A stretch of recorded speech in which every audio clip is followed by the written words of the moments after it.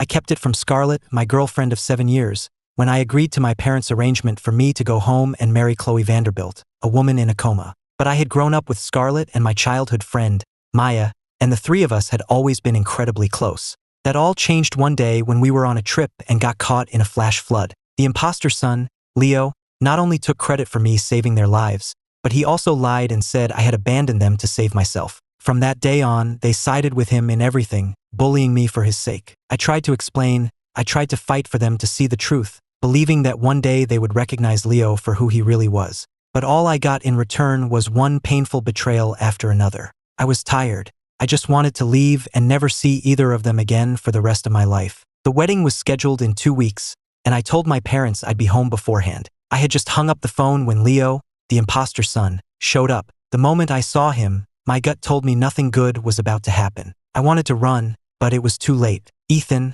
I'm begging you, just leave me alone," he pleaded. "I never knew that after you went missing, your parents would find me to be your replacement. I didn't mean to steal your life." With a loud splash, he threw himself into the adjacent swimming pool. Over the past 3 years, he had pulled similar stunts, framing me for things I didn't do, more times than I could count. I had gone from scoffing at his pathetic attempts to being utterly exhausted by them, trying desperately to stay out of his way. I wanted to call for help immediately, to get him out of the water and end this ridiculous drama before Scarlett or Maya saw us. If they did, I wouldn't be able to explain my way out of it. But Leo had timed it perfectly. The moment he hit the water, my girlfriend, Scarlett, came running. "How could you be so cruel?" Her eyes were filled with disappointment as she and her bodyguards jumped into the pool after him, not even giving me a chance to explain. We had been together for 7 years. She was the person I was closest to in the world. Didn't she know what kind of person I was? Why did she believe Leo every single time he claimed I'd hurt him? This wasn't the first time she had misjudged me,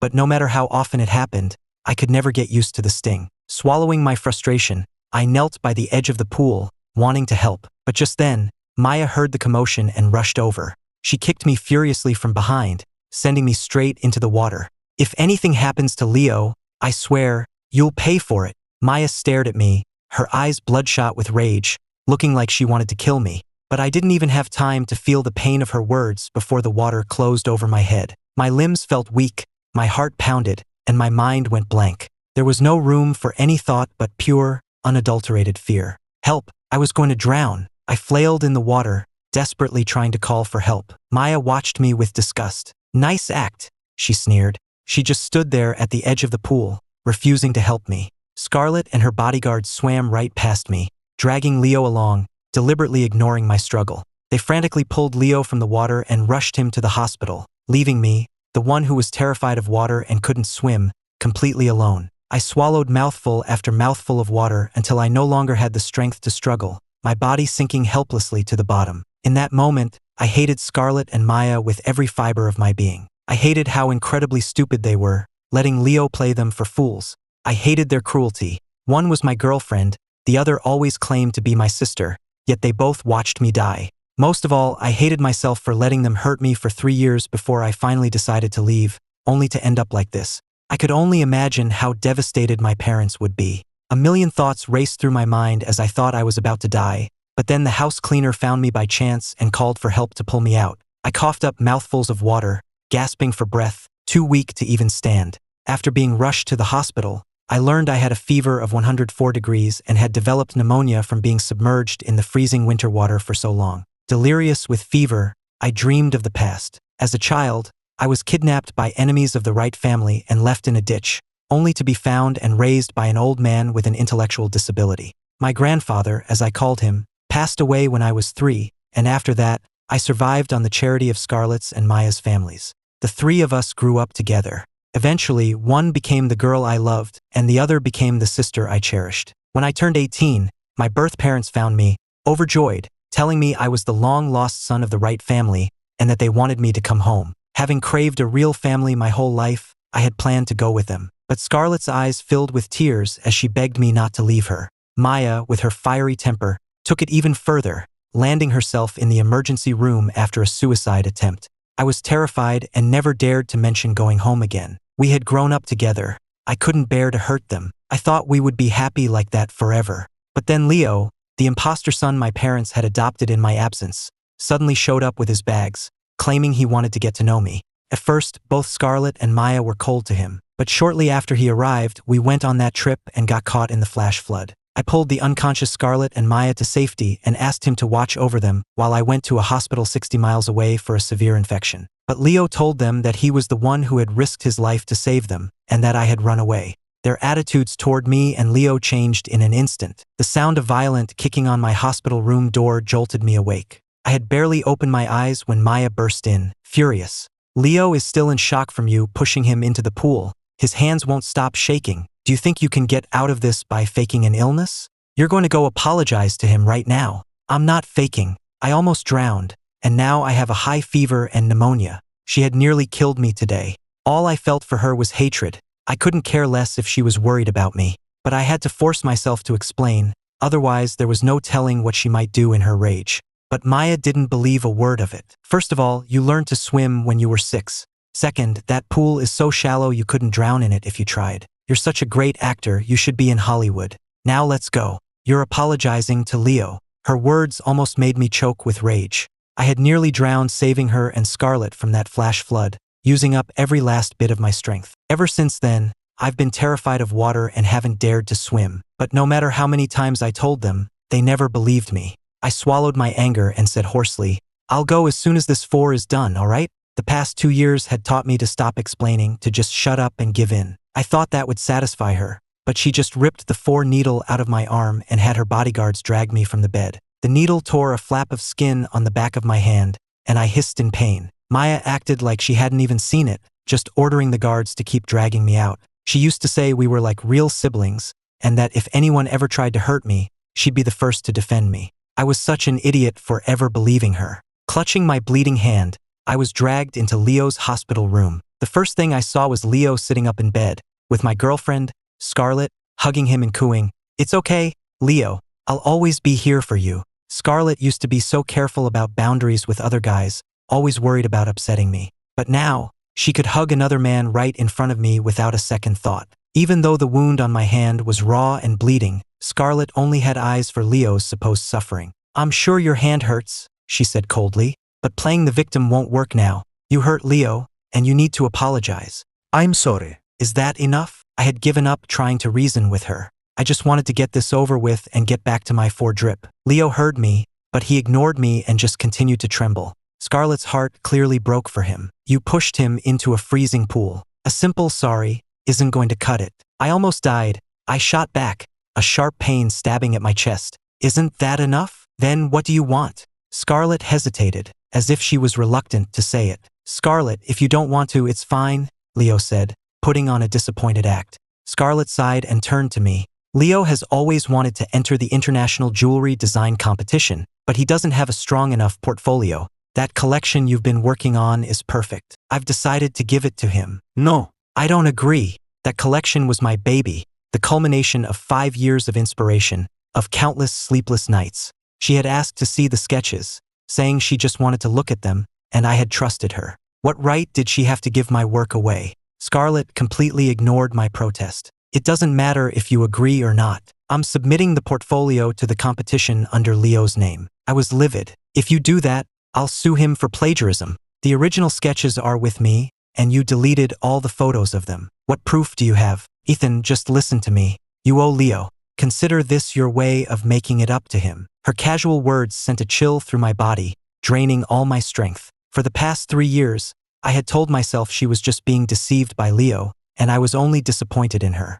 But in this moment, all I felt was pure hatred. I had given her the original sketches and deleted the photos, just like she asked. It never occurred to me that she was plotting against me the entire time. But what she didn't know was that on every single one of those sketches, I had written my name in invisible ink. Did she really think she could use my life's work to build Leo a reputation as some design prodigy? Not a chance. The day the competition winners are announced would be the day Leo was exposed as a fraud. I fought back a wave of scorn and anger. Ms. Preston, you already had this all planned out, so why bother asking me? But remember this, we're even now. I don't owe you a single thing anymore. I always called her Scarlett, never Ms. Preston. She frowned, looking like she was about to say something, but a single complaint from Leo instantly captured all of her attention. She and Maya were falling all over themselves to dote on Leo, just like they used to compete for my attention. It used to make me sad to see it. Now it just made me sick. A girlfriend who was emotionally cheating on me, and a childhood friend who nearly got me killed for a manipulative snake.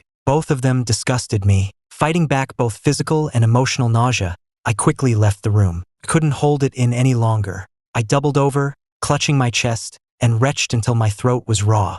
How could I have ever chosen two such vile people over my own family? That evening, my mom sent me the wedding itinerary. "What do you think?" she asked. "It's fine," I replied. "I don't care how it's done, as long as it helps our family and gets me out of Miami." I was in the hospital for a week. Maya and Scarlett were in the room right next to mine, taking care of Leo. They were less than 10 feet away, but neither of them came to see me even once. Not that I cared anymore. The day I was discharged, I went straight home and started packing. I just wanted to get out of there as fast as possible. I listed every gift Scarlett and Maya had ever given me for sale online, then called my best friend, Noah, to say goodbye over dinner. "What? You're going back to New York to get married? And you're not coming back? Do Scarlett and Maya know? There's no way they'd let you go." Noah was so shocked he dropped his steak back onto his plate. I couldn't blame him for his reaction. Anyone who knew me knew that Scarlett and Maya were the most important people in my life. I put a few more pieces of meat on his plate. "They don't know," I said, "and I have no intention of telling them." Noah poked at the food on his plate, his shock giving way to a grin. "After how they treated you, all for that pretty boy loser. It's about time you got away from them. You're right not to tell them. Those two would just find a way to ruin it." "When's the wedding?" 5 days. My mom just sent me pictures of some tuxedos. "Can you help me?" Before I could finish, Scarlett walked up to our table, looking anxious. "What wedding? Who's getting married?" Leo was right behind her. "It's not you, is it?" he asked with fake surprise. "I know you haven't been ready. Maybe Ethan is trying to force your hand?" Scarlett frowned. "Ethan, we're still young. I'm not planning on getting married this soon." The way she recoiled from the idea was so ridiculous it was almost funny. She used to be the one who was terrified I'd fall for someone else, always talking about getting married the second we were old enough. But lately, she'd been the one playing dumb, avoiding the topic whenever it came up. I bit back my irritation and gave a dismissive answer. "It's my friend's wedding, not mine." Scarlett seemed to relax instantly, and she left with Leo. "That witch," Noah fumed. "From the way she reacted, she obviously still has feelings for you. Just wait until she finds out you're really getting married. Let her stew in regret." I just zoomed in on the photos on my phone. "Okay, enough about them. Help me pick out a tux and a best man's suit." My plan was simple. Say goodbye to my best friend, finish packing, and head to New York for the wedding. With only a few days left, I thought I was finally in the clear. But not long after Scarlett and Leo left, a story broke online. The two of them, along with Maya, were spotted checking into a hotel and then visiting the infectious disease unit at a men's health clinic. Maya was a moderately famous actress, so the story immediately started trending. Noah and I had just finished picking out the suits when the news alert popped up on my phone. "She hasn't even broken up with you and she's already doing this? She's unbelievable," Noah said, shaking his head. "Ethan, are you really okay? You can talk to me if you're not, man. Don't bottle this stuff up." I closed the news app. It would have hurt me before, but not anymore. If I still cared about Scarlett that much, I would have lost my mind by now. I had made my peace with it. I didn't care if it was Maya or Scarlett with Leo, or even all three of them together. It had nothing to do with me anymore. But on my way home, I noticed people staring at me with strange looks, and it made my skin crawl. I didn't understand what was happening until another news alert popped up. Scarlett and Maya had publicly stated that I was the one with the STD, not Leo. They were deliberately throwing me under the bus. To make matters worse, Leo posted on Twitter, heavily implying that I used to work as a male escort and that it was no surprise I'd catch something. Now, the entire internet believed I was a prostitute with an STD. I thought after the last 3 years, nothing could faze me anymore. But seeing their lies, I was so furious my face turned beet red. They weren't at our place, so I threw on a mask and a hat and headed straight for the Preston family's estate. Leo had made it to the final round of the design competition using my portfolio, and Scarlett and Maya were throwing a party to celebrate. "This is a private party. No dogs and no you allowed. Get lost before I call security," Leo sneered, blocking my path and flashing the Rolex he had taken from me. He used to be so careful, always afraid I was recording him, putting on a fake, polite act whenever we were alone. He never would have said something so nasty. This time, he wasn't even trying to hide his contempt. I fought to keep my voice even. "You don't need security. I'll leave after I ask you one thing. You were the one who went to that clinic, so why am I the one taking the blame? I've already let you have them. I even let you have the portfolio I spent 5 years on. Why can't you just leave me alone? After I went missing, my parents adopted Leo. He lived the good life that should have been mine for years, but I was never jealous. Even after I came back to the right family, I never tried to compete with him for anything. I truly had no idea what I had ever done to him to make him hate me this much. Hearing this, Leo became agitated. Let me have them? Don't act so generous. I took them myself. It's your own fault for being an idiot and refusing to marry that woman in a coma. If you didn't marry her, I would have had to, and there was no way I was doing that. My parents never intended for you to marry her. You think I'd believe that? The right family was having financial trouble, and only the Vanderbilts could bail you out. They couldn't stand the thought of their precious biological son marrying into that family, so they decided to sacrifice me instead. And they have the nerve to call themselves philanthropists.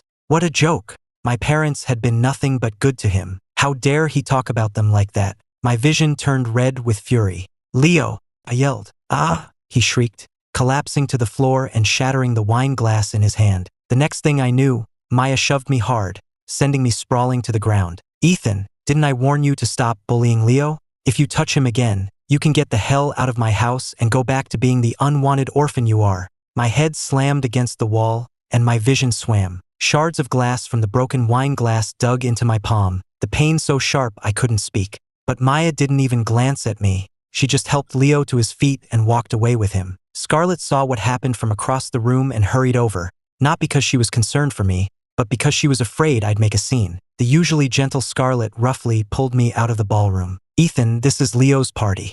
Can you please just stop? It's just a few sketches. You can always draw more. That was 5 years of my life. How many 5-year periods does a person get? I shoved her away, my voice raw. I'm not here about the portfolio. I'm here because of what's trending online. I'm not the one with an STD, so why are you pinning it on me? Keep your voice down. Leo is about to win a gold medal in an international competition. If people find out he has an STD, his reputation will be ruined. How could he ever show his face in public again? Scarlett was supposed to be my girlfriend. She had a threesome in a hotel, took another man to a clinic for an STD, and then blamed it all on me, and she didn't show a shred of guilt. All she did was blame me. I had never hated her more than I did in that moment. What about me? You think I like being slandered online? You're not the one winning the award, so it doesn't matter if people say a few bad things about you. Don't worry about your reputation. I'll still marry you one day, and my dowry will be more than enough for you to live on for the rest of your life, she said, as if it were the most insignificant thing in the world. Ever since the flash flood, she had always been able to hurt me so casually for Leo's sake. I looked at her familiar face, but it felt like I was looking at a complete stranger.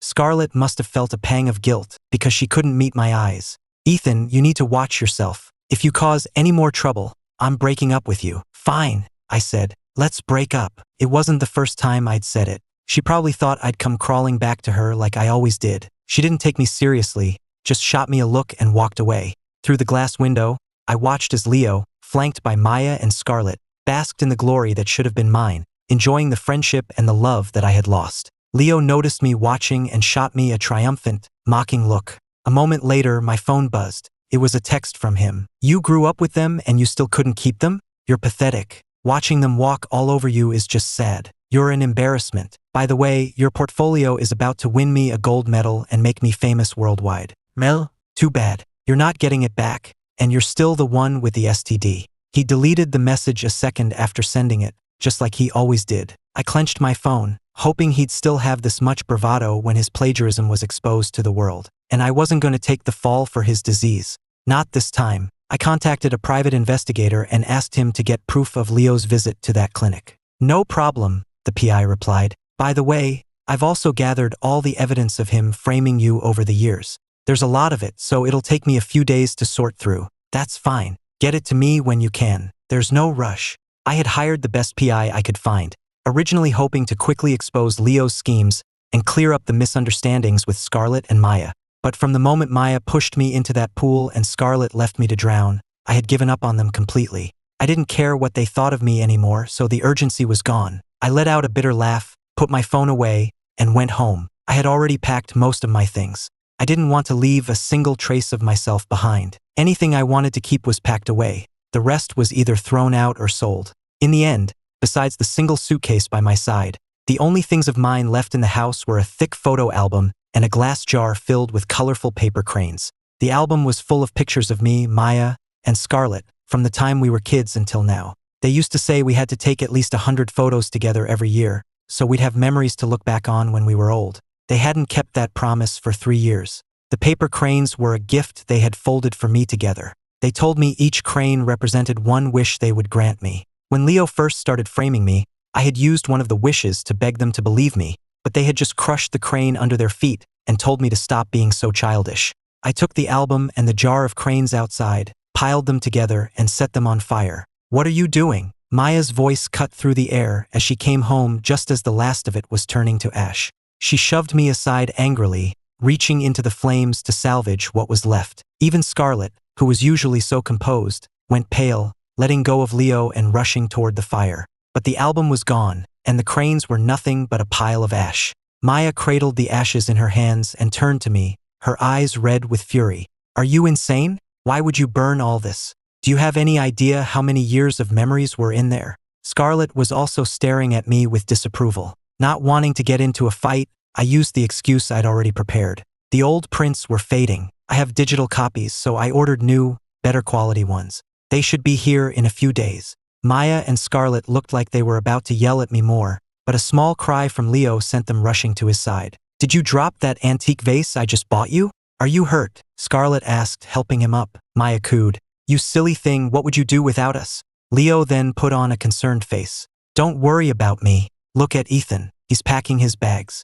He's not really leaving, is he?" Maya scoffed without a second thought. "He's an orphan who depends on me and Scarlett for everything. Where would he go? I've tried to kick him out for all the trouble he's caused, but he never has the guts to actually leave." Scarlett laughed. "Don't worry about Ethan. I was his first love. His biggest dream for years has been to marry me. He's not going anywhere." The two of them went back to fawning over Leo, ignoring me completely. For the past 3 years, whenever they hurt me, they used to at least feel a little guilty about it. They hated me for supposedly abandoning them, and they despised me for supposedly bullying Leo, but they still never wanted me to leave. Back then, all I wanted was to expose Leo and make them see the truth. No matter how much they hurt me, I never considered leaving. Eventually, they started taking my presence for granted, stopped caring about my feelings, and never worried that I might actually walk away. But I didn't care what they thought anymore. I couldn't stand watching the 3 of them, so I went upstairs to bed. The next morning, I was up early. I got ready, had a quick breakfast, and grabbed my suitcase, ready to head to New York. The wheels of my suitcase rumbled on the floor, and Scarlett was the first to speak. "Where are you going?" I knew she wasn't asking out of concern for me. She was just worried that if I left, Leo would lose his favorite pawn. While I was in the hospital, she had already fired me as design director and given my job to Leo. She even had the nerve to ask me to be his assistant. A colleague had told me about it, and I was so disgusted that I couldn't even stand to look at her face anymore. But I didn't want any trouble, so I just said quietly, "Noah's getting married. I'm going to his wedding. He lives here," she said, eyeing my suitcase. "Why do you need a suitcase? His fiancée is from New York. The wedding's there. When will you be back?" "In 3 days. And the new photos you ordered will have arrived by then?" "Yeah." Scarlett was always detail-oriented and full of questions. Maya, on the other hand, had no patience. "He's coming back, Scarlett, so who cares? Leo said he wants to get a cat. Let's go with him to pick one out." Normally, the mention of Leo's name was enough to make Scarlett forget I existed. But this time, she surprised me by adding, "About the STD thing, Maya and I were wrong to blame you for that. Let me know when your flight gets in. I'll pick you up from the airport." "Yeah, Scarlett and I will both come get you, okay?" Maya added, looking a little awkward herself. "Stop making such a big deal out of it. It's not the end of the world." So they did know they were in the wrong. I scoffed internally. Then I turned, pulled my suitcase behind me, and walked out without a backward glance. I wouldn't be making any more scenes, and I wouldn't be coming back. They could wait for me forever. At 5 in the afternoon, my flight landed in New York City. My parents were there to meet me, and with them was a beautiful woman in a wheelchair. She had stunning, deep-set eyes and a delicate nose, so perfectly beautiful she looked like a doll. My first thought was that she was breathtaking. My second was that she looked vaguely familiar, though I couldn't place where I might have seen her before. "Ethan, this is Chloe. Chloe Vanderbilt," my father said. "The Vanderbilt heiress, and your future wife." My mother then leaned in and whispered, "After you agreed to the marriage, Mrs. Vanderbilt told me Chloe woke up that very same day. Isn't that a miracle? I only just found out myself. When Chloe heard you were arriving today, she insisted on coming to the airport. It did seem like a miracle. I had resigned myself to marrying a woman in a coma, so to suddenly be faced with a living, breathing fiancé. To be honest, I was stunned and had no idea how to act. Hello, Ethan." It was Chloe who finally broke the silence, extending her hand to me. "Hi, Ms. Vanderbilt," I replied, shaking it. "Please call me Chloe." Was it just me, or did she hold my hand for a little too long? And she kept staring at me. Did I have something on my face? I snuck a glance in the car's side mirror, but it was clean. In the car, Chloe sat beside me. Scarlett and Maya had always been so controlling that I rarely got this close to any woman I didn't know well. I felt incredibly awkward, but she was going to be my wife, and I felt I had to explain the whole STD rumor to her. "Chloe," I started, "about those rumors online about me going to a clinic.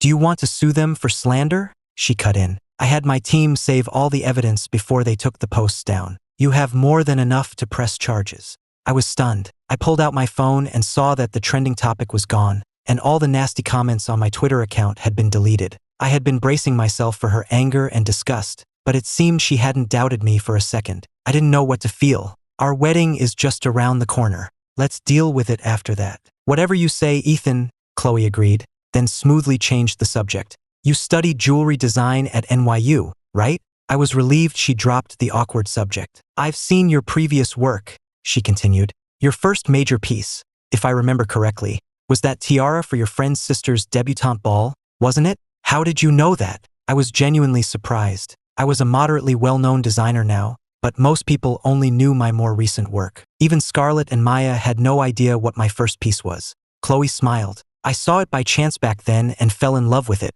so I had someone look into the designer. I'm not usually a big talker, but I can talk about my work for hours." And she wasn't just pretending to be interested, she had clearly done her research. By the time we arrived, I felt like we were at least getting to know each other. At dinner, I met the rest of the Vanderbilt family for the first time. Our families called it a merger, but in reality, the Wrights were the ones who needed the Vanderbilts. If Chloe hadn't been in a coma, I never would have been in the running. I had expected the Vanderbilts to be cold and aloof, but they were all incredibly warm and welcoming. My future father-in-law clapped my dad on the back. "Henry, was that capital injection I sent over last week enough? If you need more, just say the word. We're family now, don't be a stranger." My future mother-in-law took my hand, beaming. "Just look at Ethan, so handsome. Here, this is for you. 1% of the company shares. Sign it now, and it will be considered a prenuptial asset. Don't underestimate 1%. The annual dividends alone were at least $50 million. Chloe herself only held 10%. My hands were shaking as I held the contract. I wanted to refuse. It was just too much. But before I could get the words out, Chloe flipped the contract to the signature page for me and leaned in close. "Ethan, sign it quickly," she whispered, "before they change their minds." Honestly, it was a little jarring to see this cool, elegant woman whispering conspiratorially to me. She pressed a pen into my hand, along with a black credit card. "Here," she said. "Your family is giving me too much. I feel guilty taking all this." Chloe's eyes crinkled at the corners as she smiled. "It's because you're worth it." She and her family seemed genuinely nice. I started to relax a little. The next 3 days flew by. I didn't hear a word from Scarlett or Maya.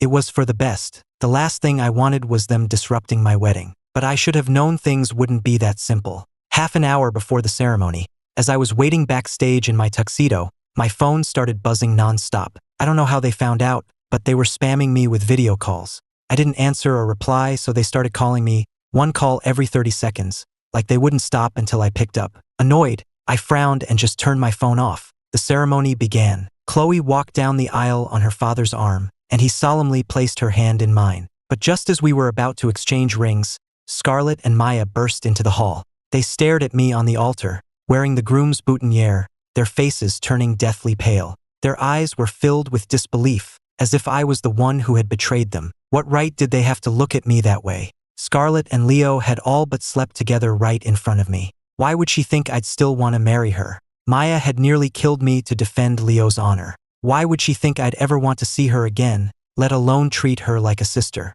As they started to rush the altar to ruin my wedding, my heart sank. "Chloe, I'm so sorry," I began, but before I could finish, Security guards had intercepted Scarlett and Maya and were dragging them out, causing barely a ripple in the ceremony. Chloe slid the ring onto my finger. "I've waited too long for this," she said, her dark eyes fixed on mine. "I'm not going to let anyone ruin our wedding." For a second, I had the strangest feeling that she had been in love with me for a long time. But that was impossible. I hadn't even known who she was before all this. I dismissed the ridiculous thought. The rest of the day went smoothly, right up until the reception. That's when Scarlett, Maya, and Leo found me. "Ethan, come over here. I need to talk to you," Scarlett said, her face grim as she stared at the boutonniere still pinned to my lapel. "No, thanks," I said flatly.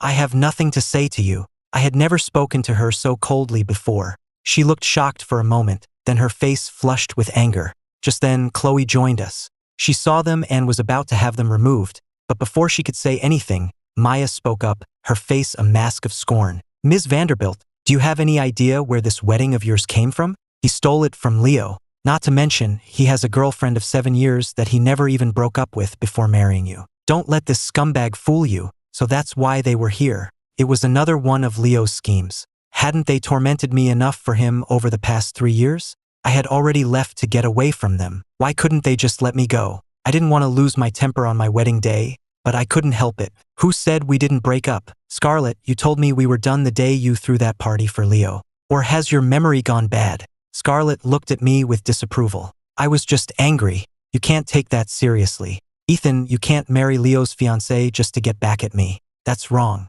You're always picking on him, and he's magnanimous enough to let it go. But this is just shameless." The sound of my hand connecting with her cheek echoed in the quiet hall. Couldn't hold it back. I was so furious I saw spots in front of my eyes, unable to speak.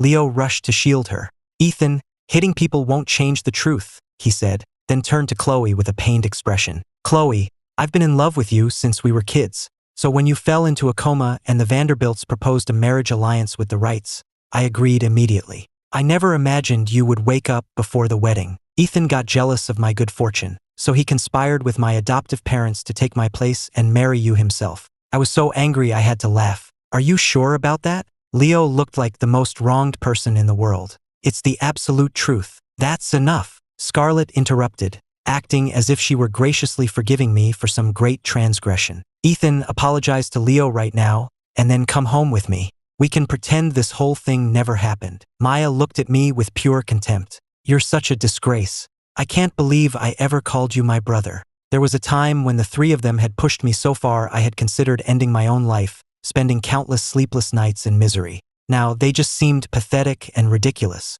Leo, you claim I stole your marriage, I said calmly. But the Vanderbilts' proposal was always for me. The arrangement was contingent on me. If I had said no, the deal would have been off. It never had anything to do with you, Leo sputtered, but they used my information for the arrangement. Before he could say more, Chloe laughed. I've had a crush on Ethan for years. That's why my family specifically requested him after I fell into my coma. We wanted him, Leo. Why on earth would he need to steal anything from you? She had a crush on me? I was as stunned as everyone else. Leo was completely speechless, his face draining of all color. Scarlett and Maya stared at him, desperately hoping he had another lie ready. I looked at them and almost laughed. Stop looking at him. He's lying. Not just now, but for the past 3 years he's been lying to you, manipulating you. How does it feel to be played for a fool? Maya, who had been struggling against the security guards, suddenly went limp, all the fight draining out of her as she stared at me with panicked eyes.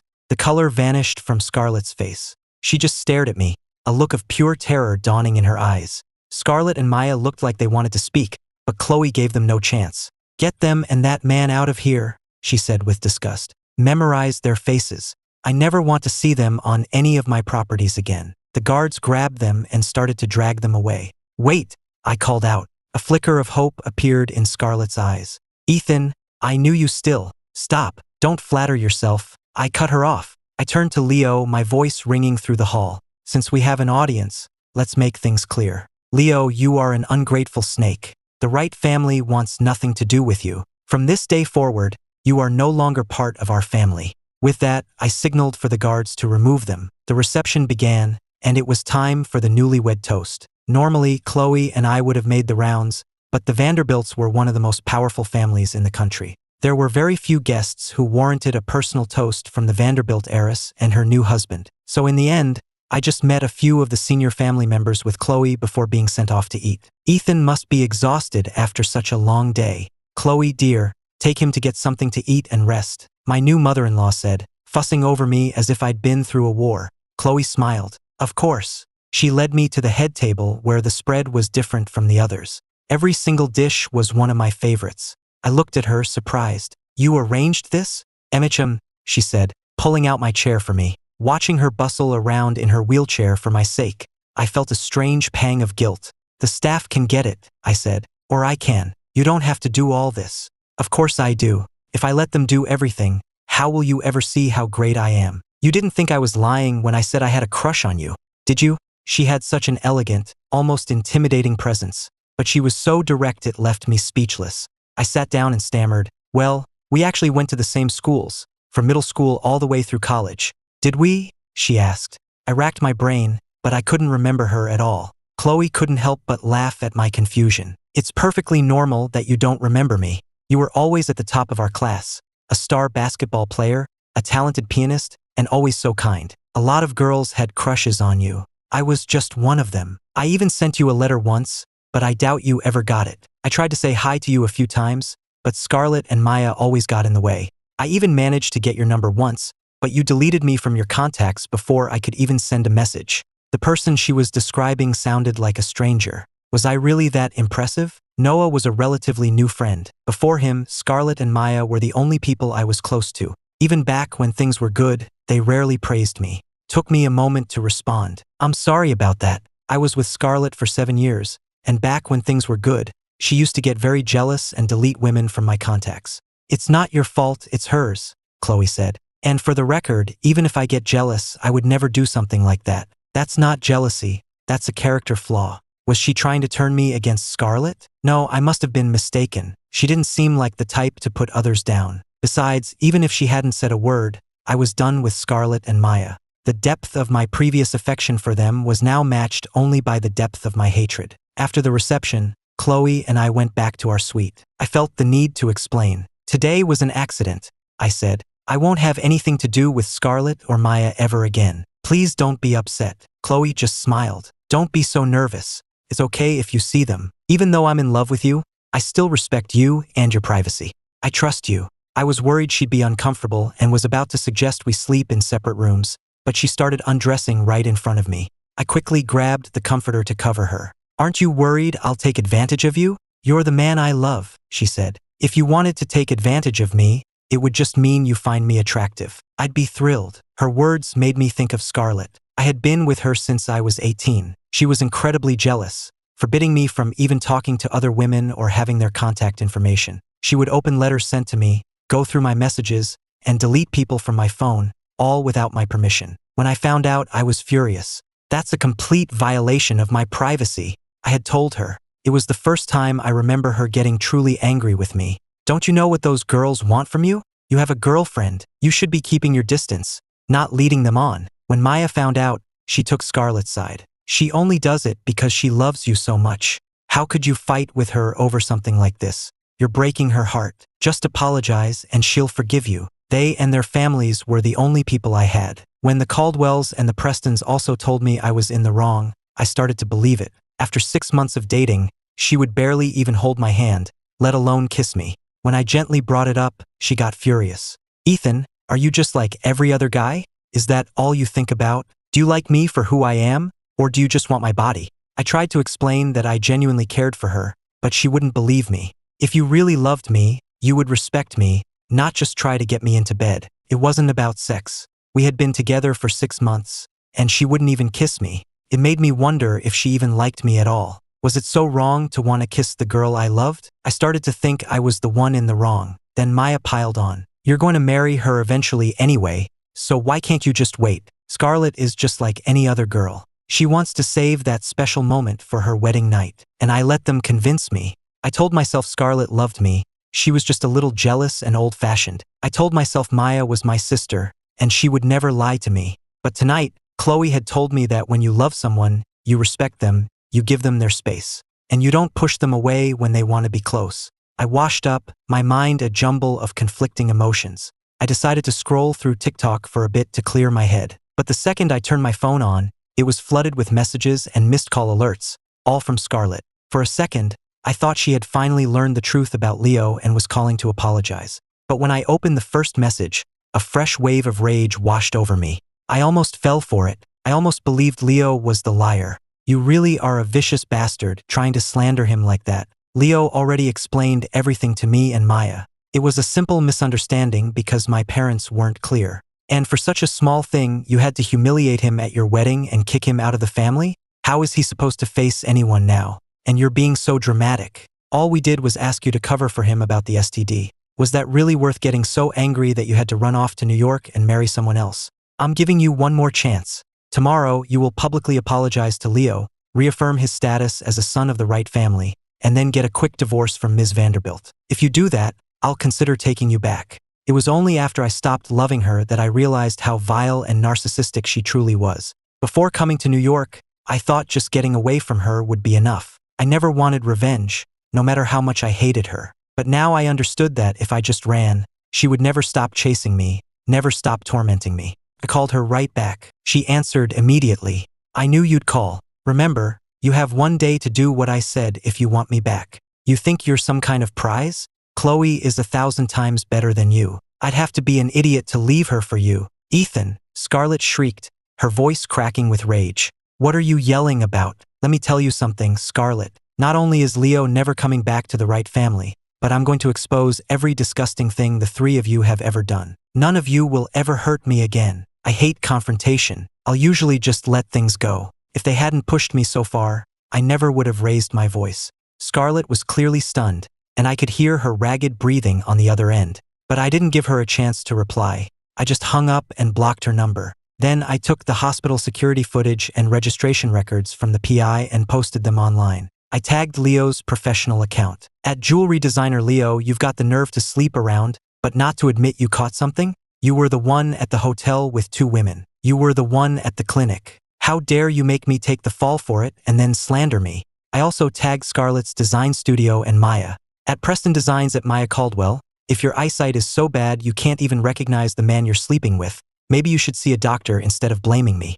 I attached the surveillance video, the clinic records, screenshots of Scarlett and Maya's posts claiming they were with me at the hospital, and a link to Leo's tweet about me being an escort. I had a couple 100,000 followers, but that wasn't enough. I paid to make the post go viral. What the three of them had done was so outrageous that the post blew up instantly, the comments, retweets, and likes climbing by the second. Before I could even lie down, Maya was on the phone, screaming, "Are you insane, Ethan? Do you have a death wish posting that online? They can slander me, but I can't tell the truth?" I was in no mood to argue. You're the one who should be worried, Maya. The three of you have until midnight tomorrow to issue a public apology. If you don't, I'm suing you all for defamation, and you can see how you like a jail cell. I'm not listening to this crap. You better back off now. I'm already being generous by not taking this further. I had never wanted to burn bridges with Scarlett and Maya. Their families had helped raise me and I felt I owed them. But they had gone too far, treated me like I was less than human. Whatever goodwill I had for them was completely gone.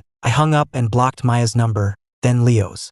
I had been so focused on blocking Scarlett that I'd forgotten about them. With that done, I put my phone on silent and finally went to sleep. The next morning, I woke up to find my post was the #1 trending topic on Twitter. Scarlett, Maya, and Leo were getting absolutely roasted online. I glanced at the comments, then took my phone and went to get breakfast. Chloe was in her wheelchair, reading a book. When she saw me, she immediately put it down and came over. She had the housekeeper bring me a bowl of soup and asked, "I just saw what's trending. Did they bother you again? Is this bad for your image? I can have it taken down." I had acted out of pure rage last night. It was only now that I remembered how much powerful families cared about their reputation. I remembered a time when Maya's aunt had gotten me drunk and taken advantage of me, and both the Caldwells and the Prestons had forbidden me from going to the police. Scarlett had said that since we were going to get married, I had to protect my reputation. Maya had said that the Caldwells were a prominent family, and a scandal would make them a laughingstock. If the Prestons and Caldwells cared that much, I could only imagine how the Vanderbilts felt. But Chloe stopped me before I could make the call. "You were being bullied. You have every right to fight back. I just wanted to apologize. You're my husband, and I had no idea this was happening to you. I'm so sorry." I was surprised. Her reaction was so different from what I was used to from the Prestons and the Caldwells. You don't have to apologize. It has nothing to do with you. We're married now, she said. Your problems are my problems. From now on, you can tell me anything. I nodded, but I had no intention of doing so. It was better to rely on myself than on anyone else. I never wanted to be dependent on someone again. The feeling of being betrayed was just too painful. After breakfast, Chloe went to her physical therapy session. We had agreed before the wedding that we would wait to go on our honeymoon until she had fully recovered. She didn't want me to have to spend our first trip together taking care of her. After Chloe left, I played the piano for a while to pass the time. My phone rang. It was an unknown number. Hello, Ethan, it's me. It was Scarlett. Do you have any idea what you've done? Everyone is attacking Leo online because of you. He's so upset he's talking about killing himself. I was already tired of her excuses. So, is he dead yet? If he is, I can send flowers. Ethan, you never used to be like this. How did you become so cruel? We were wrong to blame you for the STD, okay? But you're always picking on him. Isn't it fair for you to take the fall for him just once? How could you post the truth online and let all those people attack him? It wasn't the first time she had accused me of being the villain. I should have just hung up, but I couldn't stand her biased, ridiculous accusations anymore. I just couldn't let it go. You and Maya are always saying I hurt Leo. Have either of you ever actually seen me do anything to him? Why do you always believe him over me? Have you ever stopped to think that maybe he's the one who's been lying to you this whole time? Have you ever considered how much pain you've caused me? If you ever find out that I was the one who saved you from that flash flood, how are you going to face me then? By the end, I was yelling. Scarlett didn't even hesitate. Stop trying to twist the truth. Leo is a good person. He would never lie or hurt anyone. And I would. I shot back. I took a deep breath, not wanting to continue this pointless argument. You brought this on yourselves. You deserve every bit of hate you're getting. Don't call me again. If I don't see a public apology from all three of you by midnight, I'm filing a lawsuit. Ethan, I hung up and set my phone to reject calls from unknown numbers. I was in no mood to play the piano anymore. Half an hour later, Scarlett, Maya, and Leo posted a public apology to me online. But no sooner had their apology gone up than a new story started trending, completely overshadowing it. Accusations that I had plagiarized and bullied Leo, and news that he had just won the gold medal in the International Jewelry Design Competition.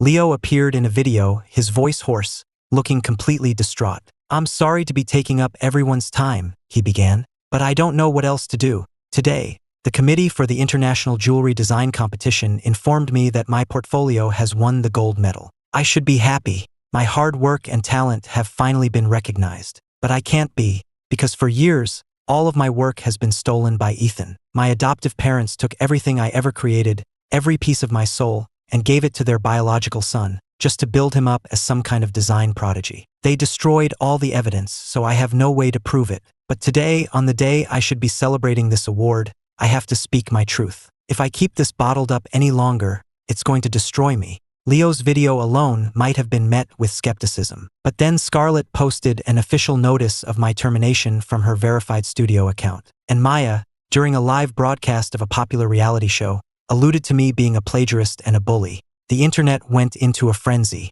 Ms. Preston and Maya Caldwell are his childhood friends. Scarlett dated him for 7 years. There's no way they would lie about this, right? If this is true, his career is over. His closest friends wouldn't joke about something so serious. He must have done something truly awful for them to turn on him like this. I'm a jewelry design major.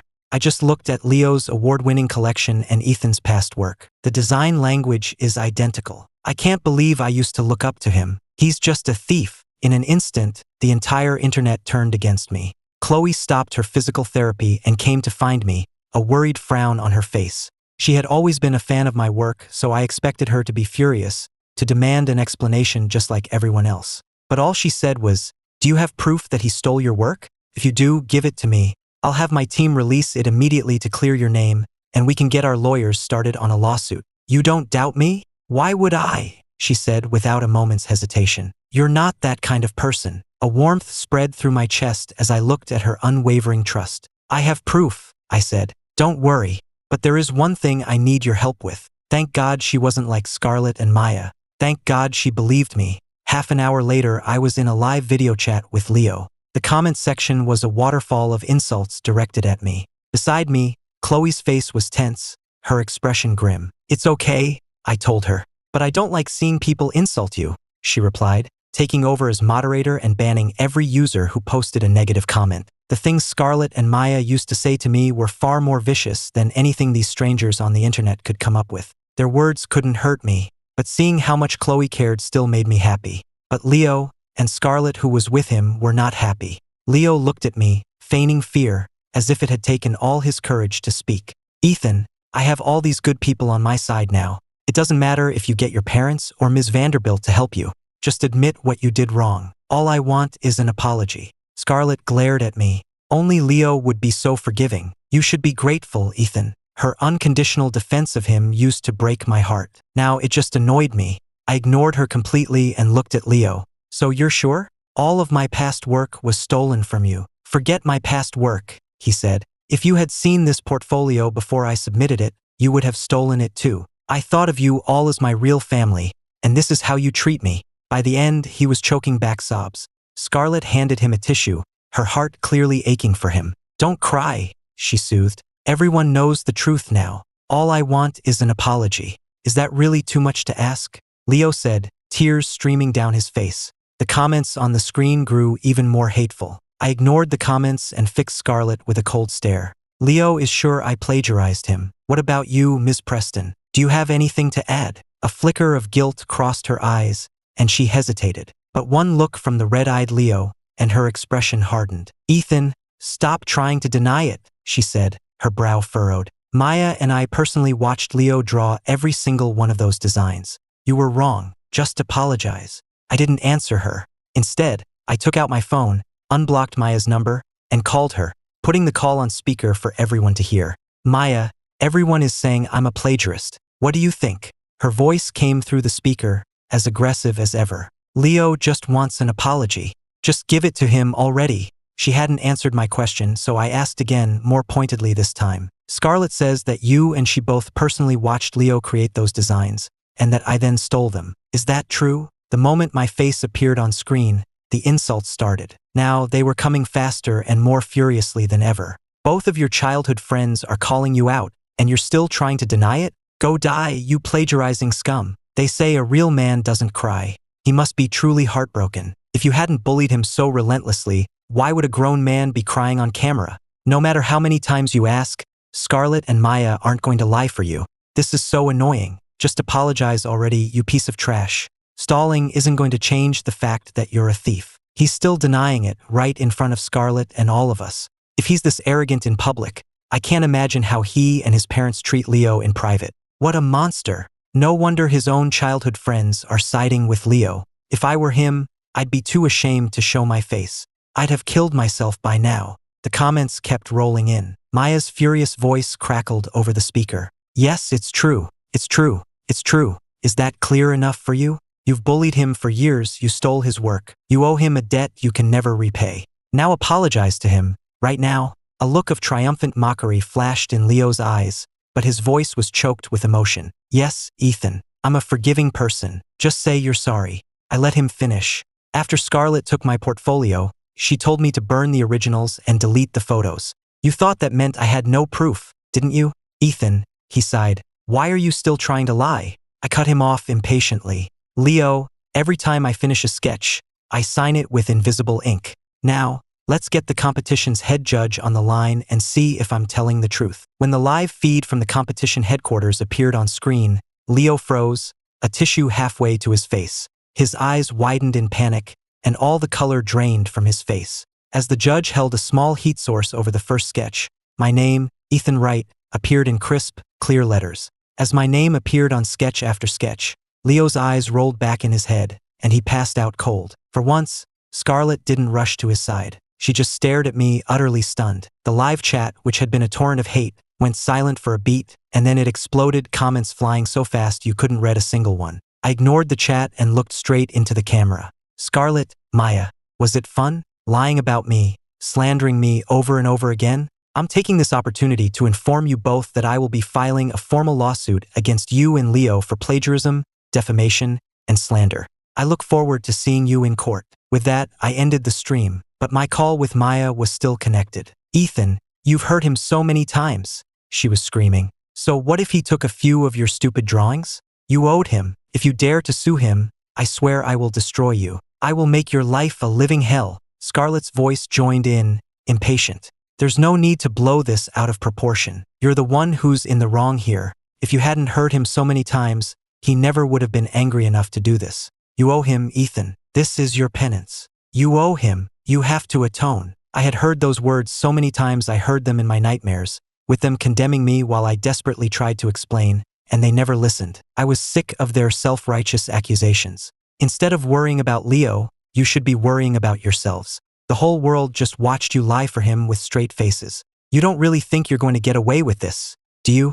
I hung up and blocked Maya's number again. I had deliberately dragged them into it. If they had shown even an ounce of conscience, a single shred of doubt, they wouldn't have been caught in the crossfire. But they had stood by him, lied for him, so they deserved to go down with him. Are you okay? Chloe asked, sitting beside me, her voice full of concern. I managed to smile. I'm fine. They're the ones who aren't. You don't have to smile if you're sad, she said softly. And you don't have to hold back if you want to cry. I'm really okay, I insisted. I had already cried more than enough tears for Scarlett and Maya. I wouldn't waste another one on them. It was Chloe, the cool, composed woman, whose nose was red and whose voice was thick with emotion, as if she were the one who had been attacked. Seeing her so upset on my behalf, the anger I had felt towards Scarlett and Maya just seemed to melt away. Chloe hesitated for a second, then changed the subject. I want to go shopping for some new clothes. Do you have time to come with me? Sure, I said. Let's go. She said she wanted to buy clothes for herself, but the first store she dragged me into was a men's boutique. What about this one? Or this one? How about this? She asked, pointing out several suits and having the salesman pull them for me to try on. I was confused. I thought we were shopping for you. There's nothing new I want right now, she said. But I already have plenty of suits, I protested. That's different. I haven't bought a single one of them for you. That makes me a terrible wife, doesn't it? Her sudden self-criticism was so unexpected I didn't know whether to laugh or cry. We had only known each other for 5 days. When would she have had the chance to buy me a suit? But Chloe didn't care about logic. She turned to the salesman and said, "We'll take one of every suit you have in the store. Please have them delivered to the Vanderbilt estate." The Wrights, the Prestons, the Caldwells, they were all wealthy families, but none of them would ever spend money so extravagantly. Wait, I said quickly. I don't want all these. Chloe turned to me, her voice dropping to a whisper. Why not? You accepted gifts from Scarlett and Maya. Does this mean you don't like me? No, it's not that. It's just, it's too many. And some of them aren't really my style. That's fine. You can just give away the ones you don't like or sell them. Before I could protest further, she had already swiped her card. After the transaction was complete, she looked at me with an innocent expression on her beautiful face. It would be embarrassing for the Vanderbilt family to ask for a refund now. Let's go. Escorted out by a beaming salesman, I was then led by Chloe into a luxury watch boutique. See anything you like, honey? She asked. No, I said automatically. When Scarlett and Maya used to be nice to me, they loved giving me gifts, but they hated it when I asked for anything. I had gotten so used to just passively accepting whatever they gave me that I had forgotten how to want things for myself. Chloe gave me a surprised look, then made the decision for me. All right then, we'll take one of every model over $300,000. Actually, I said quickly, snapping out of my reverie, I think I like that one in the middle. As soon as the watch was boxed up, I said, Chloe, I think I'm getting tired.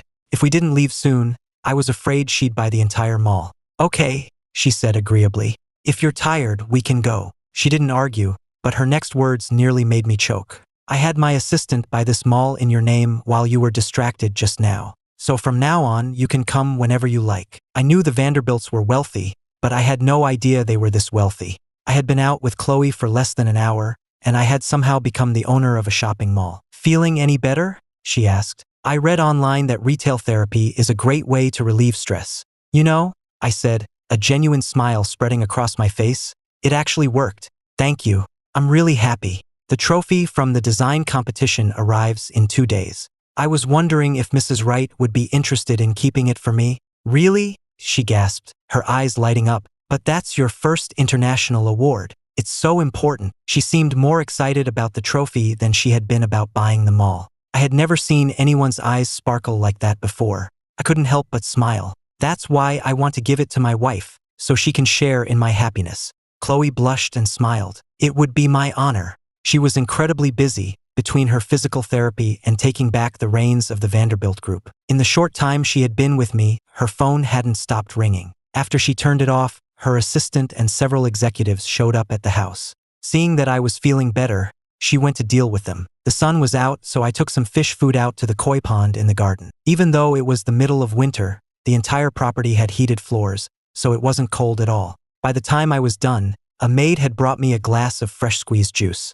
I lay back on a lounge chair, sipping my juice in the sun, and opened my phone. The internet was still buzzing about Scarlett, Maya, and Leo. Thanks to the three of them, the story was everywhere. The scandal of them crying wolf was the talk of the internet. Calling what Leo did plagiarism is too kind. The guy literally stole Ethan's portfolio, won a gold medal with it, and then had the audacity to accuse Ethan of stealing from him. I have never seen anyone so shameless. I'm one of the Wright's neighbors, another comment read. Mr. and Mrs. Wright treated Leo like their own son, and in return, he tries to ruin Ethan's wedding and then slanders him online. What an ungrateful bastard. And the two women are even worse. What did Ethan ever do to them? Why would they help that scumbag destroy him? I have never seen anyone as vile as Scarlett Preston and Maya Caldwell. They grew up with him. One of them dated him for 7 years. And after knowing him for over 20 years, they tried to frame him. If he hadn't had that invisible ink trick, they would have ruined his life. The scandal of her threesome with Scarlett and Leo, and then lying about the STD, had already caused an uproar among her fans. Now, after she had perjured herself on a live broadcast to accuse me of plagiarism, no amount of PR could save her. Fans were leaving in droves, her endorsement deals were being cancelled, and she was dropped from several upcoming projects, leaving her with a mountain of breach of contract fees. It was doubtful that all the money she had made in her career so far would be enough to cover it. Scarlett wasn't faring much better. Her design studio was being bombarded with negative reviews, clients were canceling their orders en masse, and the business was on the brink of collapse. Chloe and my parents had also put the word out. Anyone who helped Scarlett or Maya would be making an enemy of the Vanderbilts and the Wrights. Now, not even their own parents were willing to lift a finger to help them. If they did, it would escalate into a war between four powerful families. Leo was completely dependent on Scarlett and Maya, and now they couldn't even save themselves, let alone him. The Preston and Caldwell families, who had once welcomed him, now demanded that their daughters cut off all contact with him permanently. Noah called me later, cackling with glee. You should have seen it, man. Leo fainted, and Maya took him to her family's private hospital. But her mom had security literally throw him out onto the street. Scarlett felt bad for him and took him to her place, but her parents threw him out too. Her mom called him a gold-digging pretty boy and told Scarlett that if she ever saw him again, she would disown her. We talked for a while before hanging up. A minute later, another friend, Zach, called. He said he was in New York on business and wanted to grab dinner. We hadn't seen each other in a while, so I agreed. He had booked a private room at an exclusive club. This is a little much for just 2 people, I muttered to myself as I pushed open the door. And there, waiting for me, were Scarlett, Maya, and Leo. My face fell. I turned to leave, but Scarlett grabbed my arm. Ethan, we need to talk. We have nothing to talk about, I said, shaking her off. Maya ran to block the door and gave me a hard shove. You block us over one little thing and then air all our dirty laundry online? You've got a lot of nerve, she snarled. Just because you married into the Vanderbilt family, you think you can look down on us now? I managed to sidestep just in time to avoid slamming into the corner of a table, but I still banged my lower back, a sharp pain shooting up my spine. Leo put on his peacemaker act. Maya, we all know what Ethan is like. Let's just be the bigger people here. We came to make peace. Remember? He's a bastard who doesn't deserve it, she shot back. I rubbed my aching back, in no mood to deal with them. Get out of my way. Scarlett frowned. Ethan, I admit what we did was wrong, but you had hurt Leo so many times before. You owed him. We all agreed that the portfolio would be your compensation. How could you go behind our backs and expose the truth like that? When did I ever agree to that? I exploded. You shamelessly stole my work. At my words, both Scarlett and Maya looked uncomfortable. But then Leo's eyes started to well up with tears again. Ethan, I was willing to let the past go. All I wanted was that portfolio as an apology. Don't you feel any remorse for what you've done? Seeing him so upset, Scarlett's heart went out to him. She turned on me, her eyes flashing with anger. Yes, we were wrong this time, but you've done so many things to hurt him. You owe him, don't you? Maya just started yelling. Scarlett, don't waste your breath on him. He's a shameless, ungrateful bastard with no conscience. Ethan, you listen to me. You will drop that lawsuit, or I will tell the world every single thing you have ever done to hurt Leo." The accusations kept coming one after another, just like they had for the past 3 years. Leo could still manipulate Scarlett and Maya with just a single pained look. All he had to do was frown, and they would be ready to tear me apart. I looked at their self-righteous faces and had to laugh. "You really think you're the heroes in this story, don't you? You must be so proud of yourselves. Well, open your damn eyes and see how your precious Leo has been playing you for fools."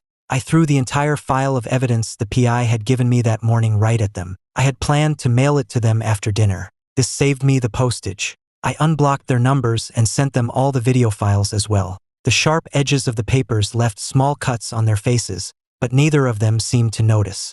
They stared at the papers scattered on the floor and the videos now on their phones, their faces growing paler with each passing second. It was all there. 3 years ago, when Leo came home beaten and bruised, claiming some thugs had done it on my orders. The man they had caught had confessed that I had paid him. Scarlett and Maya, claiming they were protecting me from going to jail, had refused to involve the police and had blamed me ever since. But the PI had photos of Leo laughing and sharing meals with that same thug on multiple occasions, and records showing that just before the attack, Leo had withdrawn $30,000 in cash, and that exact amount had been deposited into the thug's account. 2 years ago, when Leo kept framing me in places with no security cameras, I had gotten so desperate that I had tried to use a pinhole camera to catch him in the act, but he had discovered it. He hadn't called me out on it. Instead, he had filmed himself, sold the video to a porn site, and then told Scarlett and Maya that I had been secretly recording him to sell the footage to perverts as revenge. Scarlett and Maya had found the camera in my room and had gone ballistic,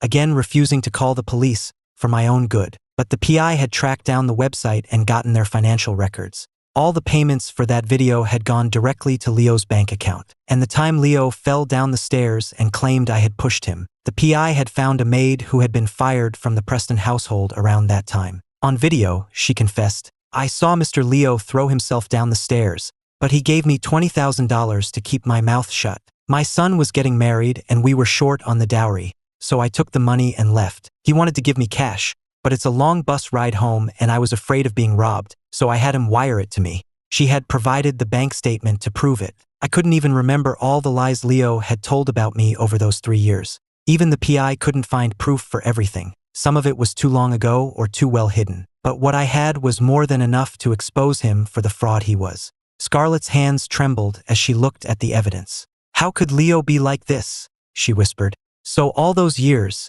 it was really..." She couldn't even finish the sentence. She couldn't bring herself to face the mistakes she had made. Maya looked like she was about to break down. So Ethan was telling the truth all along. Leo was lying to us this whole time. He played me for a fool, and I helped him hurt Ethan. I'm a monster. Leo saw his chance and made a break for the door, but I grabbed him by the hair. "Where do you think you're going? Done playing the victim?" He had tormented me for years, and now that the truth was out, he thought he could just walk away? Not a chance. "Let go of me," he yelled. "It's not my fault. If the Wrights had just told me I wouldn't have to marry that woman in a coma, none of this would have happened. It's all your fault." Before he could finish, Maya smashed a wine bottle over his head. Her eyes were wild as she lunged at him, slapping him again and again, then grabbing the broken bottle and jabbing it at him. "What right do you have to yell at Ethan, you bastard? You lied to me. You made me hurt him. He suffered so much because of you, and you're still trying to make excuses? You deserve to die." "Scarlett, help me," Leo screamed. But for once, Scarlett didn't rush to his side. She just stared at me, stammering, "I'm sorry, Ethan. I didn't know. I didn't know he was lying." But before she could finish, Leo screamed again. "Scarlett, help me. No matter what I did to Ethan, I never did anything to hurt you or Maya. I'm the one who saved your lives." Scarlett hesitated for only a second before rushing over, pushing Maya away, and shielding Leo with her own body. Maya's eyes blazed with fury. She slapped Scarlett hard across the face. "He tormented Ethan for years. Why are you still protecting him? Why? Hit me. I won't fight back. I wronged Ethan and I deserve it. But Leo is right. He saved our lives. I can't just let him get hurt." She was looking at me the whole time, her eyes filled with a mixture of guilt and what looked like love. "I'm so sorry, Ethan, but trust me, I will make this up to you." For 3 years, I had dreamed of this moment, of her finally knowing the truth, of us getting back to the way things were. But now, as she looked at me with that loving gaze, all I felt was disgust. I couldn't even speak. The only thing I wanted to do was throw up. "Are you insane?" Maya screamed, slapping Scarlett again. That bastard has been lying to us for 3 years. Nothing that comes out of his mouth is true, and you still believe he's the one who saved us? Have you lost your mind?" Scarlett didn't even try to defend herself, just kept shielding Leo, her eyes, full of that sickeningly sweet affection, never leaving my face. My stomach churned. I couldn't watch this farce for another second. I turned and walked out. Ethan, both Scarlett and Maya rushed after me, blocking my path. But as they reached for me, someone stepped between us. "Honey, are you all right?" Chloe asked, taking my hand and looking me over with worried eyes. "Someone saw you come in here and heard shouting. Did they hurt you?" "I'm fine, really," I assured her. "Please don't see them alone again," she said. "I'm worried they'll hurt you." "I know. I was tricked into coming here. If I had known it was them, I never would have come." My history with Scarlett was complicated, and I didn't want Chloe to get the wrong idea. Scarlett watched us, her face growing paler by the second. "Ethan, you only married her to punish me, didn't you? Because I believed Leo instead of you? Well, I know the truth now. You can come back to me. You know how I feel about you being with other women. Even if you want to punish me, you don't have to. I'd had enough. Let's go," I said to Chloe.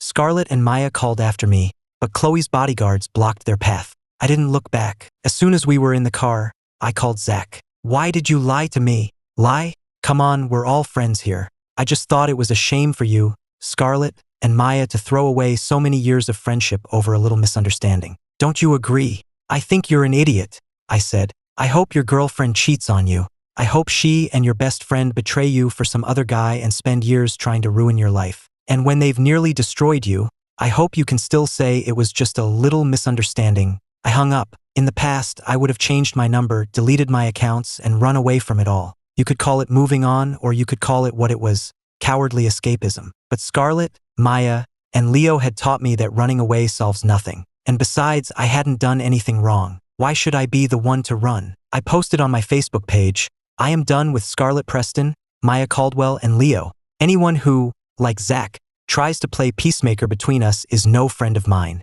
Beside me, Chloe kept looking at me like she wanted to say something. "What is it?" I asked, putting down my phone. She opened a file her assistant had just sent her. "I just bought you a Rolls-Royce, a Ferrari, and a Maybach.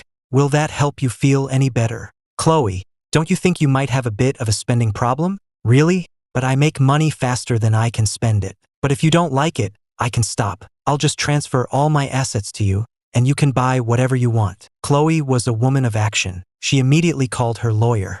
"I need you to draw up the paperwork to transfer all of my assets to my husband. Can you have it ready in an hour?" "Sorry, she's had a little too much to drink," I said, grabbing the phone and hanging up. I looked at Chloe. It was hard to believe that this woman, known as one of the sharpest young CEOs in the business world, was capable of doing something so ridiculously impulsive. Forget a billionaire like her. Most women wouldn't even give their husbands their entire $50,000 savings account. "If your family found out you were planning to give me everything you own," I said, my voice heavy with disbelief, "they would probably kill you." "Then we just won't tell them," she suggested seriously. "No," I said, "I don't want people calling me a gold digger. Who would say that? I'll deal with them. I don't want to take advantage of my wife like that. Besides, I like the surprise of getting gifts. Getting small presents every now and then is much more fun than getting one huge one all at once." "Oh, okay then. We won't do the transfer," she said immediately, her face so serious I couldn't help but smile. When we got home, she had 20 bodyguards waiting for me, 10 men and 10 women. "Honey, pick 2 to be your personal security detail. It'll make me feel better." "Can I pick 1 man and 1 woman?" I asked. Scarlett and Maya had always hated me even being around other women. I didn't have enough experience to know if all women were like that. Chloe didn't even blink. "Of course, pick whoever you want. The first one in the second row looks like that actress you like. Do you want her? Or you can pick a few, and they can work in shifts." "You don't mind." "Why would I? I trust you. And frankly, I have confidence in myself. If any woman could just come along and steal you away from me, then I'd be the one with the problem, not you." I looked at her, surprised, and then I smiled. I had thought this arranged marriage would be a nightmare. Now I wasn't so sure. After getting my security sorted, Chloe went back to work. That evening, she took me out to dinner to meet some of her friends. "Nice to meet you, man. Here's a little something for you. Welcome to the family. You're even more handsome in person. That watch I picked out is going to look great on you. Chloe told us most of your friends are back in Miami, and she was worried you'd be lonely when she's busy. So seriously, if you ever want to hang out, just give me a call. I'm always free. Me too. I know all the best spots in the city. A whole group of them gathered around me, all incredibly friendly. It was a strange experience for me. Scarlett had never allowed me to be friends with any woman besides Maya, and she even got jealous if I was too close with my male friends. I knew her friends by name, but that was it. But Chloe's friends were all gathered around me, talking and laughing, and she wasn't the least bit bothered. In fact, she was telling them all about my hobbies and interests, helping me break the ice. I thought I would be awkward around so many new people, but Chloe's friends were warm without being overbearing. I found myself actually having a good time. I started to relax. I turned to look at Chloe and found her already looking at me. Her gaze so focused and intense it was as if I was the only person in the room. For some reason, my heart skipped a beat. After dinner, Chloe and I said our goodbyes and left. But the moment we stepped out of the hotel, we saw Scarlett. She rushed over, and when she saw me holding Chloe's hand, the panicked, guilty look in her eyes turned to rage. Ethan, I know you married her to get back at me, but you don't have to be so intimate with her. You know I hate it when you're like this with other women. I cut her off, my voice cold as ice. Don't be so delusional. Why on earth would you think I still have feelings for you, after you cheated on me with Leo and spent years tormenting me for his sake? You disgust me. Scarlett quickly tried to explain. I swear, I didn't cheat on you. We only went to the hotel because he spilled something on his clothes. Nothing happened between us, and I don't have any disease. All those times I helped him, it was only because he was tricking me. I have never had feelings for him. I'm sorry. I know I broke your heart, and that's why you married someone else, to punish me. But I know the truth now. I'll cut him out of my life completely. You've punished me enough. It's time for you to get a divorce and come back to me. She reached for my arm again, but I yanked it away. Just give it up, Scarlett. I don't love you anymore, I said. I have a wife now. The only relationship we have is plaintiff and defendant. Her eyes turned red. I get it. You're just saying that because you're disappointed that I'm still protecting Leo. But he saved my life. I can't just turn my back on him. Besides, all his lies ended up hurting him more than you, didn't they? Why can't you just let it go? Maya and her bodyguards beat him so badly he's disfigured, with broken ribs. He's still lying in a hospital bed, unable to move. Hasn't he suffered enough? Just 1 month ago, I had been torn apart by my love and hate for her, driven to the point of despair. Now, all I could think was how I could have been so blind as to ever love a person like this. If you can't understand plain English, then there's nothing more to say. I didn't even look at her. I just took Chloe's hand. Let's go, honey. The word slipped out before I realized it, and I felt a flush of embarrassment. Thankfully, Chloe didn't tease me. She just squeezed my hand and said softly, "Okay, Ethan, how can you call her that?" Scarlett cried, her face ashen as she tried to follow us. We've known each other for 25 years. We were together for 7. You can't just throw all that away and fall in love with someone else, right, Ethan? But a single glance from Chloe was enough for the bodyguards to block her path. For the next few weeks, Scarlett kept trying to approach me, but the bodyguards always intercepted her. She finally seemed to realize that I hadn't married Chloe just to spite her. I had truly moved on. That's when she really started to panic. Even with the bodyguards holding her back, she screamed at me, losing all composure. "I'm sorry, Ethan. Everything was my fault, but it was only because Leo tricked me. I never meant to hurt you. He saved my life. I couldn't just betray him, but I swear, I'm done with him now. From now on, I'll never believe anyone who says a bad word against you. Please just give me one more chance. I'm begging you, Ethan." Scarlett had always seemed gentle and approachable, but underneath it all, she was proud and had never truly humbled herself before anyone. This was the first time she had ever genuinely apologized to me, the first time she had ever begged for my forgiveness. But it didn't matter to me anymore. Still, Scarlett refused to give up and continued to harass me. As long as I ignored her, there was nothing she could do. But Maya was different. She had always been one for grand, dramatic gestures. One evening, as I was helping Chloe out of the car for a gala, I saw her kneeling on the pavement. A crowd had gathered, filming her with their phones. Her face was bright red with humiliation, but she remained kneeling. "Ethan, I was a brain-dead idiot," she called out. "I believed that bastard Leo's lies, and I misunderstood you and hurt you for 3 years.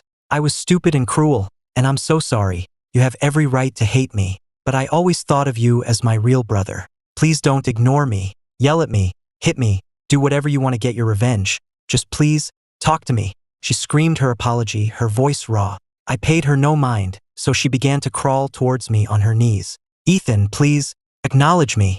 Are you afraid to dirty your hands on me? Fine, I'll do it myself. She started slapping her own face over and over until her cheeks were red and swollen. I didn't give her a second glance as I walked into the hotel with Chloe. When we left hours later, she was still there, kneeling on the cold ground. When I got home, she was kneeling outside my front door. Scarlett had harassed me for weeks, and now Maya had been putting on this display for just as long. Even the strongest person couldn't endure that kind of abuse. She eventually collapsed and was taken to the hospital. Her parents called and asked me to visit her in the hospital. I refused. The next day, Mr. and Mrs. Caldwell, along with Scarlett's mother, came to my house. I could go the rest of my life without ever speaking to Scarlett or Maya again, but their parents had helped raise me. I couldn't just ignore them. Ethan, Mrs. Caldwell began, we've heard about what happened with you, Maya and Scarlett. We know it was their fault. You have every right to hate them, to never speak to them again. But please, can you drop the lawsuit? If they go to jail, their lives will be ruined. Yes, Mrs. Preston added. No matter what happened, it shouldn't have to come to this. You three grew up together, you were like family. We're begging you, for the sake of everything we've done for you, please show them some mercy. Don't be so cruel. They went on, not giving me a chance to speak. I waited until they had finished. Mr. and Mrs. Caldwell, Mrs. Preston, you were always very good to me, and I have never forgotten your kindness. That is the only reason I've kept my family and my wife's family from retaliating against you. And I want you to know, I saved Maya's and Scarlett's lives.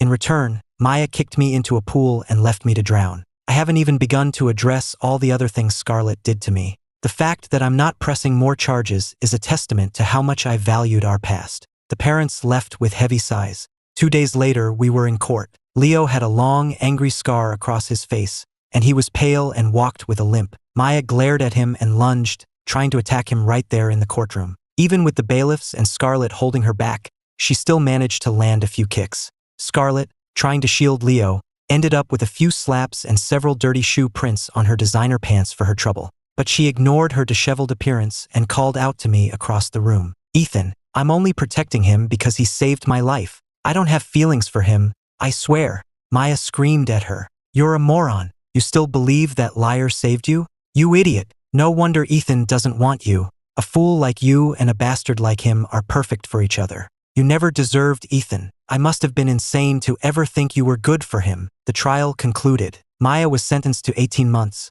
while Scarlett and Leo each got 2 years. They were also ordered to pay me $1 million in damages. As they were led away, Leo was wailing. It's not fair. He got the credit for the designs in the end, and I'm the one everyone hates online. He didn't lose anything. Why do I have to go to jail? But his protests were useless as he was escorted out. Maya looked at me and said, I deserve this. Don't you dare feel bad for me. Scarlett looked at me with lovesick eyes. I'm sorry, Ethan. I owe you this. I'm willing to do my time, as long as it makes you feel better. I ignored them both and walked out of the courthouse with Chloe. She was incredibly disciplined, sticking to her physical therapy regimen no matter how busy or exhausted she was. But one day, after a particularly grueling session, she came to find me. Honey, she asked, her voice small, can you give me a hug? What's wrong? Therapy was just a little painful today. Your doctor told me you've been pushing yourself harder than anyone. You don't have to rush your recovery, you know? I have to, she insisted. I want to get better as soon as possible, so you won't have to be alone anymore. And so I can take care of you. We hadn't known each other that long, and I still wasn't entirely used to this level of physical intimacy. But Chloe was so good to me, I couldn't say no to such a simple request. I walked over and put my arms around her. The moment I did, her whole body went rigid. She was even more nervous than I was. I couldn't help but let out a small laugh, and just like that, the awkwardness vanished. Don't laugh at me, she mumbled into my chest, hugging me tighter. I've had a crush on you for 10 years. I finally married my dream guy, and now I'm actually hugging him. This is a perfectly normal reaction. It was the first time anyone had ever called me their dream guy to my face. I stopped laughing, a warmth spreading across my cheeks. After that day, she started asking for hugs more and more often. At first, she was still shy and hesitant, and I was still a little awkward. But eventually, it became our new normal. As she got stronger and stopped using the wheelchair, she would often sit on my lap with her arms around my neck, and it felt completely natural. It wasn't until her cousin, Bella, walked in on us one day and backed out of the room, blushing and apologizing profusely, that I realized just how comfortable and intimate we had become. I stood up, flustered. No, it's fine, come in. Did you need something? Yeah. Grandpa and Grandma just got back from their trip. They brought back a bunch of gifts for you too, but they're resting, so they sent me. Bella had the staff bring in the gifts. As she was leaving, she winked at me. You know, Chloe is always posting about you on Facebook, but you never like or comment. We were all starting to worry. But after seeing you two just now, I can tell everything is just fine. She does. I opened Chloe's Facebook profile on my phone, but it was completely blank. Yes, she does, Bella insisted, pulling out her own phone. Look, my husband wore the custom suit I bought him today and turned every head in the room. Men and women were staring. Jealous? You can be, but he's still my husband. The post was accompanied by several pictures of me in the suit. Another post read, my husband is sunbathing after feeding the koi. The light hits his face just right, he's practically glowing. How did I get so lucky to marry such a handsome man? It was a picture of me relaxing on the lounge chair. It's winter break. I remember seeing my husband for the first time on my way home from school during winter break in the 7th grade. It was love at first sight. All these years later, my dream guy is my husband. I'm the luckiest woman in the world. The post included photos of me from middle school through college, and a recent one from her grandfather's birthday party. When had she taken all these pictures of me? I was about to scroll further when a delicate hand reached over and snatched the phone away. I turned to see Chloe, her face bright red. Stop looking, she mumbled. Why did you hide all these posts from me? I was afraid you'd think I was annoying, she whispered, barely looking at me. I'm not annoyed, I said. A little embarrassed, maybe, but I don't hate it. Her posture straightened, and her voice was suddenly much stronger. Really? Don't hide your posts from me anymore. Okay. Bella started catcalling from the doorway, and Chloe shot her a blushing glare, which only made her laugh harder. 6 months later, Chloe told me it was time for our honeymoon. That night was the first time we shared a room. She came out of the bathroom wearing only a towel, her skin still glistening with water. Droplets trickled down her collarbone and disappeared beneath the terry cloth. As she walked toward the bed, the towel slipped a little lower. We had grown very close over the past 6 months. She would often sit in my lap and we would kiss.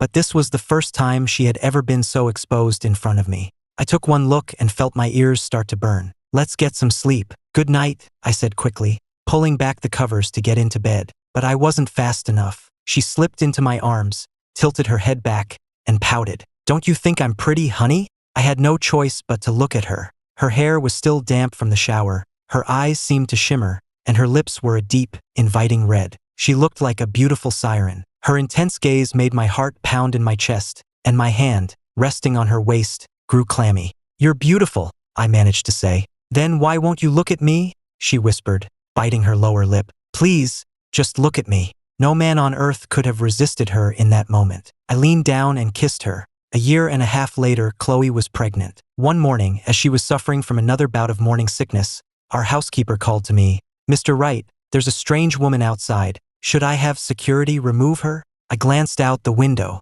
She looked familiar, but I couldn't place her at first. Then I realized it was Maya. She was out of prison. She was so thin and her hair was cut short. She looked nothing like she used to.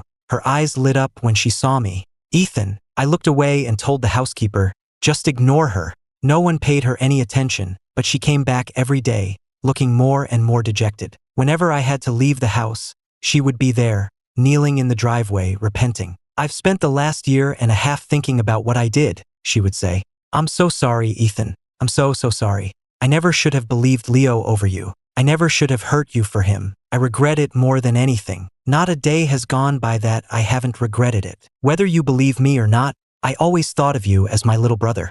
I can accept that you're married now, that you want to keep your distance. I'll do anything to atone for what I did, but please just talk to me. I can't bear you treating me like an enemy. I looked down at her and said calmly, 3 years ago, I nearly drowned saving you and Scarlett. I've been terrified of water ever since. And you kicked me into a pool and watched me sink. If you were in my shoes, could you forgive yourself? She looked at me, her face contorted in pain. Her lips trembled as she tried to speak, but no words came out. Her eyes filled with bloodshot veins, and tears streamed down her face. I just watched her coldly. If you have any conscience at all, you'll stop coming here. Not every sorry deserves a you're forgiven. Chloe had finished being sick, so I helped her into the car for her prenatal appointment. As we drove away, I could hear the sound of heartbreaking sobs from outside. Maya didn't come back, but a few days later, her mother called me, crying. Ethan, Maya tried to kill herself. They just managed to save her. Can you please come see her? I'm begging you. I didn't say yes or no. I just said, I keep thinking all those years ago, when Maya tried to kill herself to make me stay, if I had just gone home with my parents then, would any of this have ever happened? Mrs. Caldwell didn't say anything else. She just hung up, sobbing. The day Leo and Scarlett were released from prison was the same day my son was born. I had arranged for someone to keep an eye on Leo, planning my revenge for when he got out. But before I had a chance to do anything, he was beaten nearly to death by a group of thugs on the day of his release. A week later, he fell into a pond and almost drowned. 2 weeks after that, videos of him with various unattractive women appeared on porn sites. A month later, he accidentally fell down a flight of stairs and was left paralyzed from the waist down. Leo called the police and Maya was arrested. She was sentenced to 10 years. She had once been a rising star, and now she was going back to prison for assault right after being released. The media went into a frenzy. Maya faced the cameras perfectly calm. I spent years hurting my brother because of that bastard's lies. I had to get justice for him. For every lie that monster told about my brother, I made it his reality. He got exactly what he deserved. I saw the interview, but I turned it off after a few seconds. While Scarlett was in prison, her mother had brought her illegitimate son into the family business, giving him Scarlett's position. Since her release, she had been locked in a bitter power struggle with him. It was only after Maya paralyzed Leo that she came to find me, furious. Yes, we all wronged you, but we went to prison for it. We've paid our debt. Why won't you just leave Leo alone? He hurt you, yes, but he also saved my life and Maya's. You turned Maya against him, made her betray our savior and cripple him. Don't you think you've gone too far? I watched her hysterical rant, feeling nothing at all. First of all, I never told Maya to do anything. Second, why don't you open your eyes and see who really saved you? I pulled up a link the PI had sent me and showed it to her. It was a small, local news article from 3 years ago about a heroic rescue during the flash flood. And there, in one of the photos, was a picture of me, pulling an unconscious Scarlett from the water. The story had never gotten any traction. The PI had only found it by chance. If I wasn't so sick of her harassing me, I never would have bothered showing it to her. Scarlett stared at the photo, her body going limp as if her strings had been cut. She sank to the floor. How can this be? She whispered. Leo said he was the one who saved me. He said you ran away. Why would he lie about that too? How could he make such a fool out of me? I ignored her and turned to leave, but she scrambled to her feet and ran after me. I'm sorry, Ethan. It was all Leo's lies. It was all my fault. You have every right to hate me, but I regret it so much now. I'll make it up to you, I swear. Please, just come back to me. Honey, the baby's crying, Chloe's voice called from inside. We had a nanny, and both my parents and my in-laws were visiting. It was never my turn to get the baby. She was clearly doing it on purpose, but I played along. Coming, I called back. Scarlett looked like she had been physically struck. You have a child? With her? Ethan, after everything we had, you can just throw it all away. Think about everything you've done, I said, and then ask yourself that question again. Don't you see how ridiculous you sound? But it wasn't my fault. I was tricked, she sobbed, covering her face as tears streamed through her fingers. I didn't spare her another glance and had the bodyguards remove her. Not long after that, Leo, paralyzed and alone, starved to death in his apartment. Scarlett was apparently with him when he died. I heard she had a complete mental breakdown and her mother had her committed. I heard the news on the day of my son's 100-day celebration. Giving birth is so painful and dangerous, I said to Chloe later, holding our son. Don't listen to our parents. We're not having any more. I kissed her, my heart aching for what she had gone through. She had suffered so much during the delivery. People joked that while childbirth often took a toll on a woman's appearance, it had only made Chloe more beautiful, giving her a new kind of allure. But all I could feel was sympathy for her pain. Whatever my husband says, she murmured. Good girl, I whispered back. They say that when things are at their worst, they can only get better. It seemed my bad luck had finally run out.